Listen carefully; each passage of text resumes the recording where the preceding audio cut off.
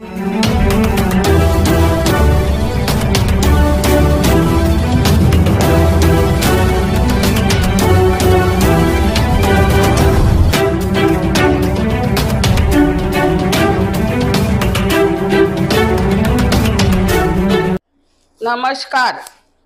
मी Ranjana Patil PCR news मध्ये आपले सर्वांचे हार्दिक स्वागत करते।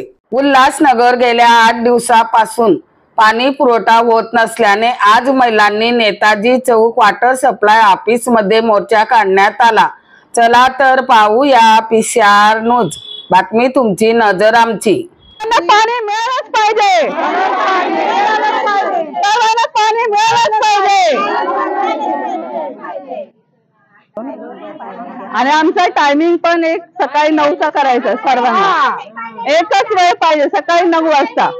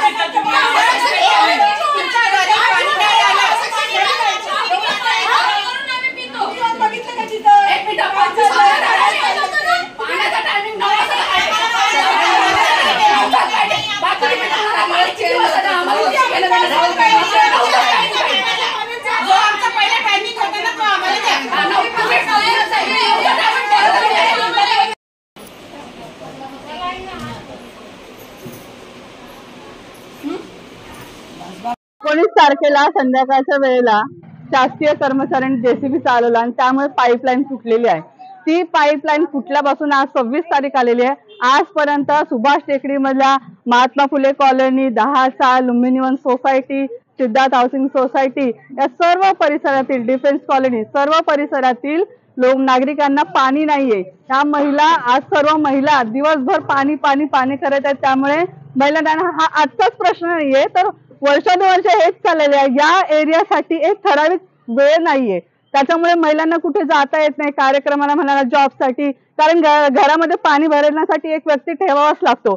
तर ही समस्या पूर्ण विभागाची आहे, तर याकडे शासनाने लक्ष द्यावं। आणि हा जो आता प्रॉब्लेम झालेला 19 तारखेपासून आज 26 तारीख झाली, 8 दिवस झाले पाणी नाहीये, तर याचा लवकरात लवकर कारवाई करून आणि जो कर्मचाऱ्याने हा सगळा प्रॉब्लेम क्रिएट केलाय त्याला पण निलंबित करा, अशी आमची सगळ्यांची मागणी आहे। आणि जर ते झालेलं नाही, आम्ही सगळे आंदोलन करणार आहे। एका माणसाच्या चुकीमुळे आज पूर्ण विभागातील लोकांना त्रास आहे। 19 तारखेपासून पाणी येत नाहीये आम्हाला, आज 8वा दिवस उगवलाय तरी पण पाणी नाहीये। ही आमची सगळ्यात मोठी समस्या आहे। तर आम्ही काय करायचं आता तुम्ही सांगा आम्हाला। आम्ही काय घरोघरी जाऊन विहिरी खोदून पाणी भरायचं का, ते सांगा आता।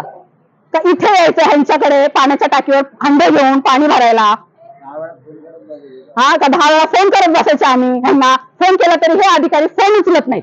हा हा, वॉर्डमॅन पण फोन उचलत नाही। मग आम्ही जायचं कुठे? एक तर आमची टाकी, पाण्याची टाकी बंद पडली, जी आमची विभागामध्ये पाण्याची टाकी आहे ना ती बंद पडली। मग आता आम्ही पाणी कुठून भरणार? हे लोक आम्हाला घरोघरी पाणी आणून देणार आहेत का? जबाबदारी कोणाची? ह्यांची का आमची? पुढचं पाऊल काय असणार आहे? पुढचं पाऊल आमचं हे असणार आहे, आजच्या आज जर काम झालं नाही तर आम्ही आंदोलनाला बसणार आहे इथेच.